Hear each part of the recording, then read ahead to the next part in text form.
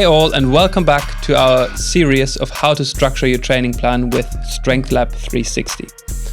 I'm going to take you through how to choose your sets and reps today and explain volume, workload and intensity. Right off the bat, I want to define volume and workload. Volume is the total number of sets that you're doing multiplied by the number of reps. So if you do 4 sets and 10 reps, your volume will be 40. Your workload is your volume multiplied by the weight that you use. So if you achieve a volume of 40 reps and you use 20 kilos, your workload will be 800 kilos. Your workload should always increase week on week. If you use the Strength Lab 360 app, the volume will be calculated for you based on your inputs into the training plan generator, and the workload will be automatically updated every week based on your performance and your rating of the RPE.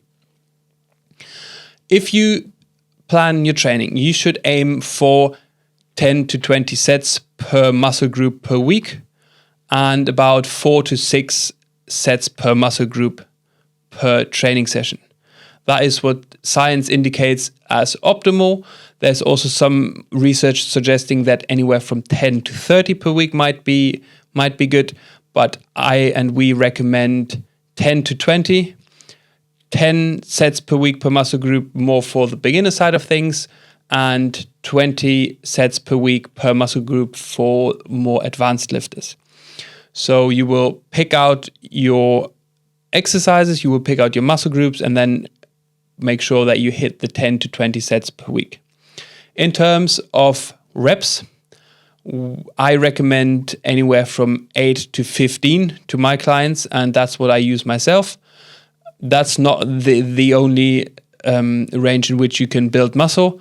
Usually that hypertrophy range is defined anywhere from 5 to 30 reps, but I find that anything over 15 reps for me just takes too long and I lose focus and I don't have the same experience compared to when I stick to the 15 as an upper limit, and I usually like to stick to the 8 as a lower limit because I don't feel much of a hypertrophy stimulus for myself if I'm under 8 reps per set.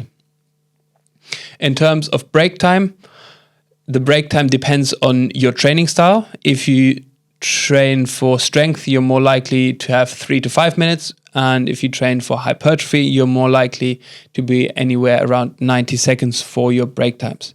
However, break times are very, very individual, and I always recommend to my clients and to myself as well that the break time should be as short as possible but as long as needed.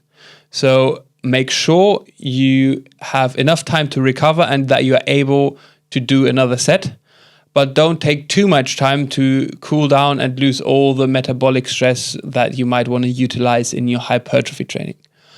If you want to use the Strength Lab app, it will automatically adjust your workload and you have a rest timer. So if you have a hard time listening to your own body, you can check the rest time, and that will give you some input as and when to continue with your next set.